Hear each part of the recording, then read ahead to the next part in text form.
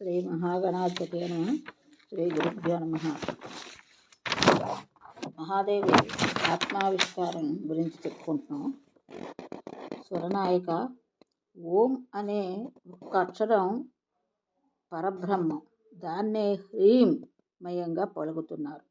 ఇవి రెండే నా మంత్రంలోని ముఖ్య బీజాక్షరాలు. నన్ను నేను భాగద్వయం చేసుకుని జగత్తులు సృష్టిస్తున్నాను.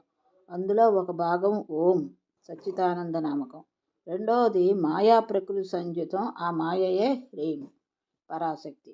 నేను శక్తిమతిని, ఈశ్వరిని, జాబిల్లి వెన్నెల్లాగా నేను మాయా అవిభాజ్యం, అభిన్నలం.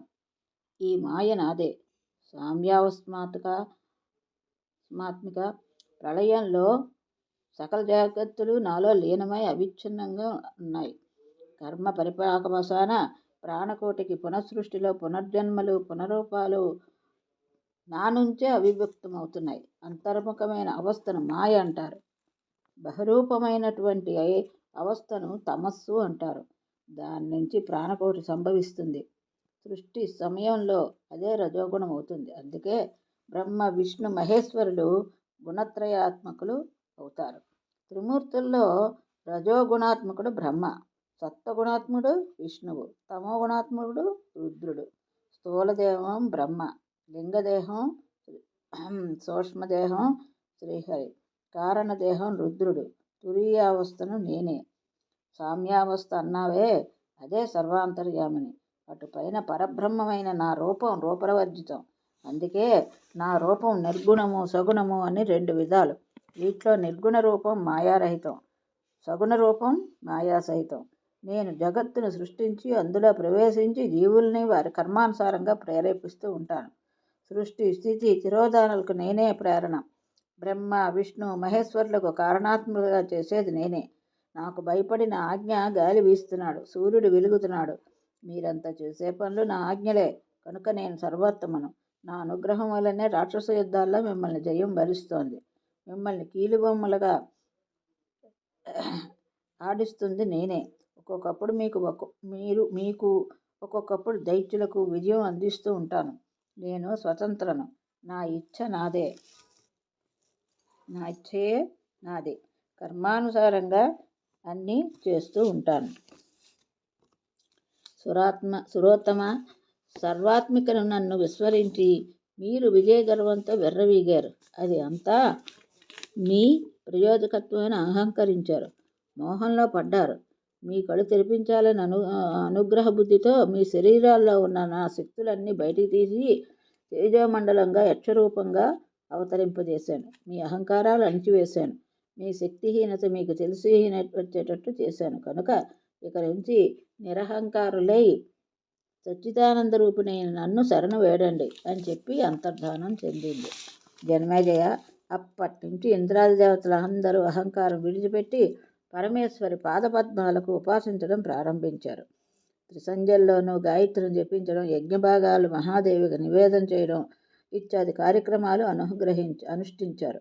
ఈ రకంగా అందరూ సత్యయుగంలో గాయత్రీ తత్పరులు, జపతత్పరులు, తారాహృల్లేఖ జపో నిష్ణాతులు అయ్యారు. తక్కిన హరిహరోపాసకులు ఏవి నిత్యకర్మలు కాదు. గాయత్రి ఉపాసన ఒక్కటే నిత్యవిధిగా వేదాలు అన్నీ ముక్తకంఠంతో చెప్తున్నాయి. ఇది ఒక్కటి చాలు ద్విజులకు కృతకృత్యత్వమే. తక్కిన సత్కర్మలు ఏం చేయలేకపోయినా గాయత్రి మాత్రానిశిష్టుడై చాలు ద్విజుడు ముక్తి పొందుతాడని మనువే స్వయంగా చెప్పాడు. అంతటి శక్తి సంపన్నమైనటువంటి వేదత్రయ ప్రతిపాదితమైన గాయత్రి ఉపాసనను విడిచిపెట్టి హరిహరాదులను ఉపాసించిన విప్రుడు నరకం పోవడం ఖాయం. అందుకని తొట్టతొలి కృతయుగంలో ద్విజులందరూ గాయత్రి రూపాన దేవీ పద్మాలను ఉపాసించారు. ఇక గాయత్రి మహిమ ఏమిటో గౌతముడి కథ గురించి చెప్పుకుందాం. జనమేజయ ఒకప్పుడు ప్రాణకోటి కర్మవసాన 15 సంవత్సరాల కరువు వచ్చింది. ఆనం లేక అంతటా దుర్భిక్షం విలయతాండవం చేస్తోంది. ఇంత మృతదేహాలే, లెక్క పట్టడం ఎవ్వరి తరమూ కాలేదు. ఆకలికి తట్టుకోలేక చనిపోగా మిగిలిన వారు పందుల్ని, కుక్కల్ని, గుర్రాలని, ఏ జంతువు దొరికితే ఆ జంతువు చంపుకు తింటున్నారు. కొందరు మానవ శవాలనే భక్షించారు. తల్లి, కొడుకుని, మగడు, భార్యని భక్షించే భయంకర దుర్భిక్షమైంది. ఆ దశలో బ్రాహ్మణులకు ఒక ఆలోచన వచ్చింది. గాయత్రి జప మహిమ కారణంగా గౌతముడి ఆశ్రమంలో దుర్భిక్షం లేదని, సుభిక్షంగా ఉందని వింటున్నాం.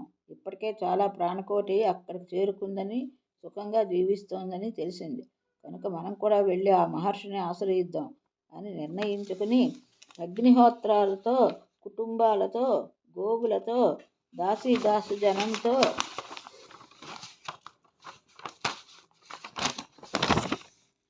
అందరూ బయలుదేరి వెళ్ళారు. అన్ని దిక్కుల నుంచి ఒక్కసారిగా తరలి వెళ్ళారు. అంతమంది బ్రాహ్మణుల్ని చూసి గౌతముడు సగౌరవంగా నమస్కరించాడు, ఆహ్వానించాడు, అతిథి సత్కారాలు చేశాడు, కుశల ప్రశ్నలు వేశాడు. ఆగమన కారణం తెలుసుకుని అందరికీ అభయం ఇచ్చాడు. ఇది మీ ఇల్లే అనుకోండి, నేనే మీ దాసుడిని అనుకోండి. ఈ దాసుడు ఉండగా మీకెందుకు చింత?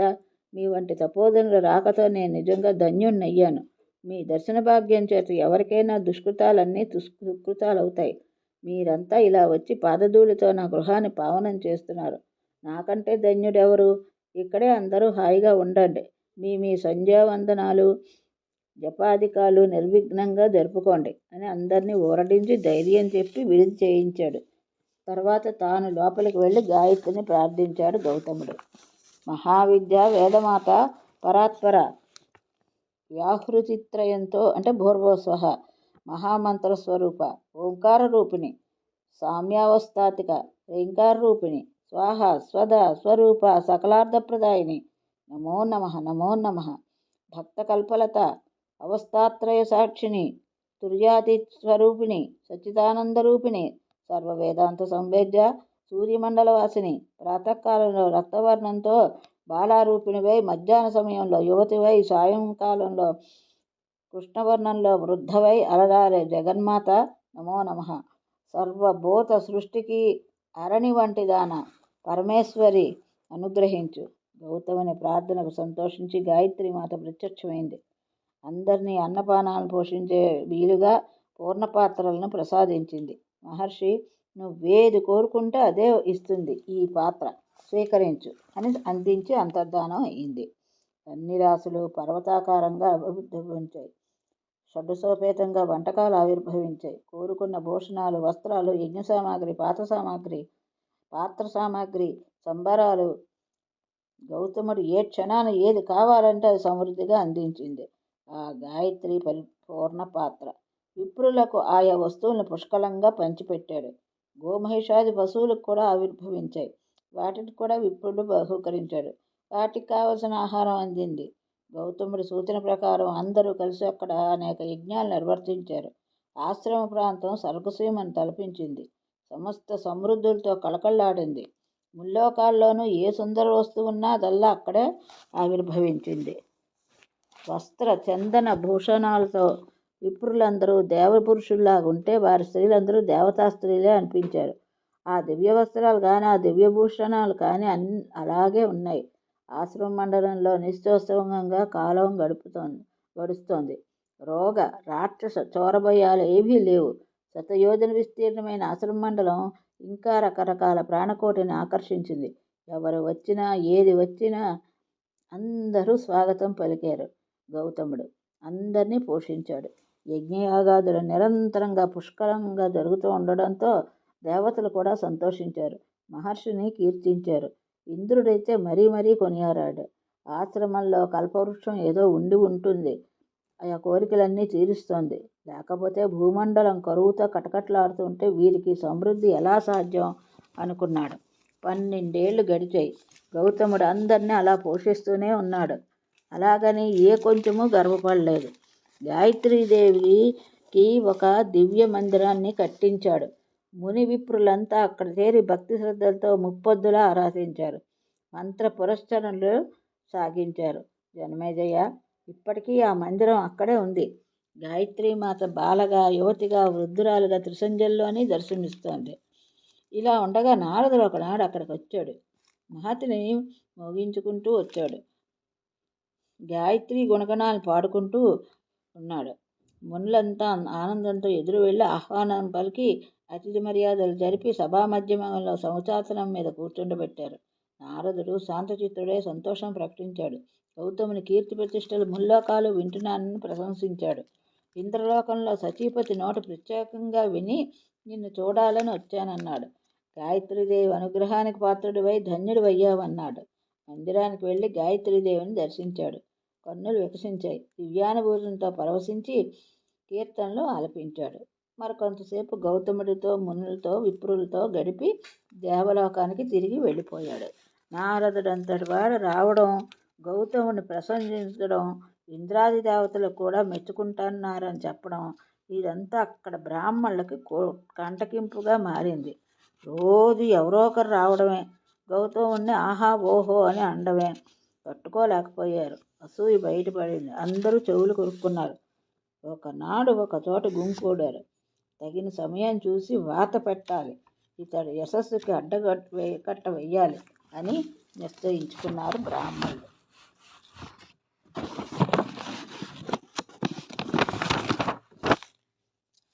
15 ఏళ్ళు గడిచాయి. వానలు పడ్డాయి. నేల పచ్చబడింది. పంటలు పండాయి. కరువు తీరింది. నేల సుభిక్షంగా ఉంది. 4 వైపులా వార్తలు చేరాయి. బ్రాహ్మణులు మళ్ళీ రహస్య సమావేశం జరుపుకున్నారు. ఏదో ఒక వంకతో గౌతముని శపించి మనము మన ప్రాంతాలకి హాయిగా వెళ్ళిపోదామని నిశ్చయించుకున్నారు. ఆహా, ఎంత అందంగా ఉందో చూసావా జయంజయ? ఇలాంటి వాళ్ళని కన్న తల్లిదండ్రుల జన్మ నిజంగా ధన్యం అనాలి కదూ. కాలమహిమ అటువంటిది. దాన్ని తెలుసుకోవడం ఎవడి తరం? సరే, అందరూ కూడబలుక్కుని ఒక మాయావును సృష్టించారు. అది కూర్చుంటే లేవలేదు, లేస్తే నడవలేదు. అటువంటి ముసిల్ది. ఇవాళ రేపో అన్నట్టుగా ఉంది దాని పరిస్థితి. అలాంటి ఆవును సృష్టించి గౌతముడు పర్ణశాల దగ్గర వదిలిపెట్టారు. లోపల మహర్షి అగ్నిహోత్రం చేసుకుంటున్నాడు. ఇది గుమ్మం నుంచి లోపలికి రాబోయింది. మహర్షి చూశాడు. హూ హూ అంటూ మెల్లగా అదిలించాడు. లేచి బయటికి తోలడం అగ్నిహోత్రానికి విఘ్నం అవుతుందని కూర్చున్న చోటు నుంచి కదలకుండానే హుంకారంతో అదిలించాడు. ఆ మాత్రానికే ఆ ముసలావు ప్రాణాలు వదిలేసింది. నేలకు ఒరిగిపోయింది. ఇంకేముంది? బ్రాహ్మణులు అరుపులు కేకలు మొదలుపెట్టారు. అయ్యో అయ్యో, అవును, గౌతమ మహర్షి చంపేశాడు, గోహత్య మహాపాతకి అంటూ గుండెలు బాదుకున్నారు. గౌతముడికి ఇదంతా వింతగా అనిపించింది. అలాగే హోమం పూర్తి చేసుకుని యువతలకు వచ్చాడు. అసలు సంగతి ఏమిటా అని తెలుసుకున్నాడు. ఒక్కసారి దివ్య దృష్టి సారించాడు. విషయం అర్థమైంది. బ్రాహ్మణుల పన్నాగం అని తెలిసిపోయింది. అసూయాగ్రస్తులై ఇంతకు తెగిస్తారా? కుట్రలు పన్నుతారా? కోపం పగబగలాడింది. ప్రళయకాల ప్రచండ రుద్రుడైపోయాడు. కన్నుల నిప్పు కురిసింది. కుంభవృష్టిగా శాపాలు కురిపించాడు. ఓ బ్రాహ్మణాదుములారా, వేదమాత పట్ల, గాయత్రీ ధ్యానం పట్ల, తన్మంత్ర జపం పట్ల మీకు సర్వదా వైముఖ్యం ఏర్పడుగాక. వేదం పట్ల, వేదోక్త యజ్ఞం పట్ల, తద్వారా మీకు సర్వదా వైముఖ్యం ఏర్పడుగాక. శివుడి పట్ల, శివమంత్రం పట్ల, శివశాస్త్రం పట్ల మీకు సర్వదా వైముఖ్యం ఏర్పడుగాక. మూల ప్రకృతి శ్రీదేవి పట్ల, తన్మాంత్ర ధ్యానాల పట్ల, తత్కర్తల పట్ల, తత్కథల పట్ల మీకు సర్వదా వైముఖ్యం ఏర్పడుగాక. దేవీ మహోత్సవ దిదృక్ష పట్ల, దేవీనామానుకీర్తన పట్ల మీకు సర్వదా వైముఖ్యం కలుగుగాక. దేవీ భక్తుల సాన్నిధ్యం వల్ల, దేవీ భక్తులను అర్చించడం వల్ల మీకు సర్వదా వైముఖ్యం కలుగుగాక. శివోత్సవ ఆది దృక్ష పట్ల, శివభక్తార్చన పట్ల మీకు సర్వదా వైముఖ్యం కలుగుగాక. రుద్రాక్ష బిల్వపత్రాల పట్ల, పరిశుభ్రత విభూతి పట్ల మీకు సర్వదా వైముఖ్యం కలుగుగాక. శాస్త్ర శ్రౌత స్మార్త సదాచార జ్ఞాన మార్గాల పట్ల బ్రాహ్మణాదిపుల్లారా మీకు సర్వదా వైముఖ్యం ఏర్పడుగాక. అద్వైత జ్ఞాన నిష్ఠ శాంతి దాంచి సాధన పట్ల బ్రాహ్మణాదిములారా మీకు సర్వదా వైముఖ్యం ఏర్పడుగాక. నిత్య కర్మానుష్ఠానం పట్ల, అగ్నిహోత్రం పట్ల బ్రాహ్మణాదిములారా మీకు సర్వదా వైముఖ్యం ఏర్పడుగాక. స్వాధ్యాయ ప్రవచనాల పట్ల, గోదానాది సత్కర్మల పట్ల, పితృశాస్త్రాల పట్ల, కృష్ణ చాంద్రాయణ వ్రతాల పట్ల, ప్రాయశ్చిత్తాల పట్ల బ్రాహ్మణాదులారా మీకు వైముఖ్యం ఏర్పడుగాక. శ్రీదేవి పట్ల కాక ఇతర దేవతలపై శ్రద్ధాశక్తులు పుట్టి శంఖచక్రాది చిహ్నాంతులై బ్రాహ్మణాదులారా మీరు ధర్మభ్రష్టులవుగాక. కాపాలిక మతాసక్తులై, బౌద్ధ శస్త్రరహితులై, పాషాండాచార నిరతులై, పితృ మాతృ సుత భ్రాతృ కన్య భార్య విక్రయ తత్పరులై, వేదతీర్థ ధర్మ విక్రయులై,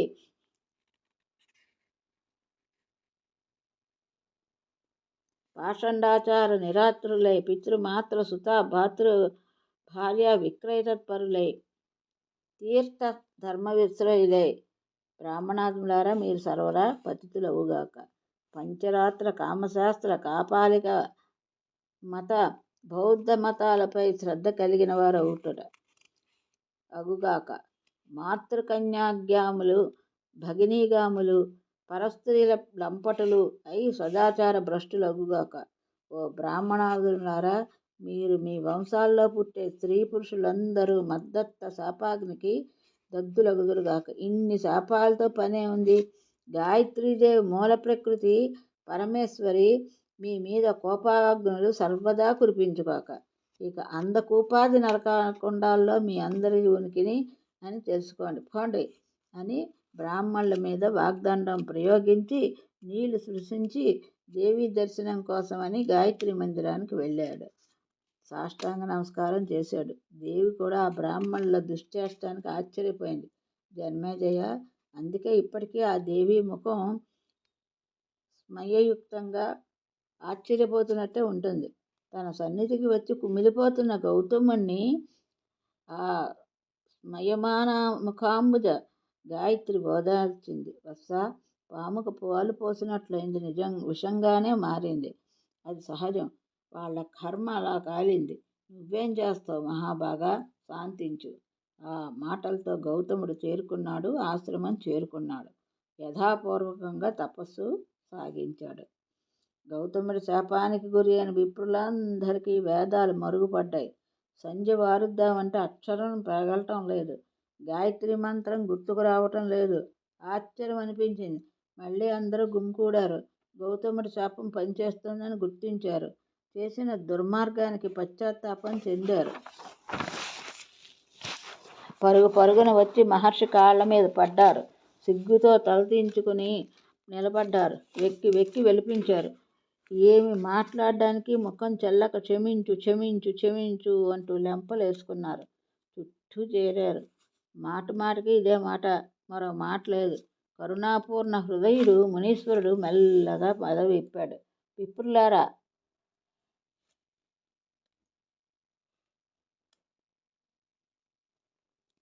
నా శాపానికి తిరుగులేదు. కృపాపతార్యంతం మీ అందరి ఉనికి మనికి కుంభీపాకాల నరకంలోనే. అటుపైన కలియుగం వస్తుంది. అప్పుడు ఆ నరకం నుంచి బయటపడి భూలోకంలో బ్రాహ్మణులుగా జన్మిస్తారు.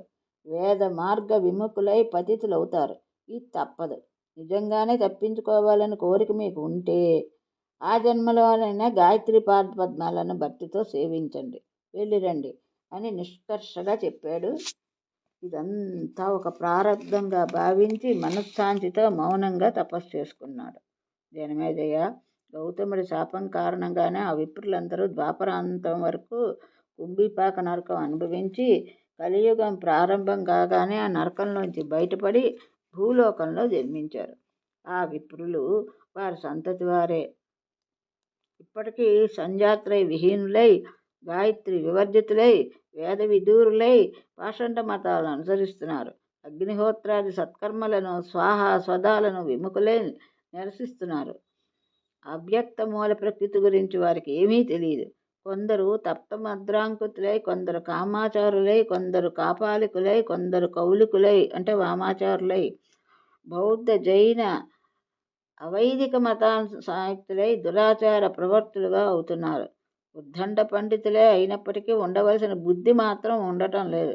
పరాకాంతలు లంపటులై సకల దుశ్చేష్టాపరులై భ్రష్టు పడుతున్నారు. మళ్ళీ మళ్ళీ కుంభీపాతాన్ని వెతుక్కుంటూ వెళ్తున్నారు. అంచేత ఓ రాజా, పరమేశ్వరుని సర్వాత్మకంగా సేవించాలి. హరిహరాదుల ఉపాసనలు నిత్యం కావు. శక్తి ఉపాసన ఒకటే నిత్యోపాసన. ఇది చెయ్యని వారికి అధపతనం తప్పదు. ఇక అత్యంతము సుందరము, మహాదేవికి స్థిర నివాసము, హరిహర హిరణ్యాదుల గర్భాదులకు కూడా అత్యంత దుర్లభము అయినటువంటి మణిద్వీప వర్ణన వినిపిస్తాను, శ్రద్ధగా విను.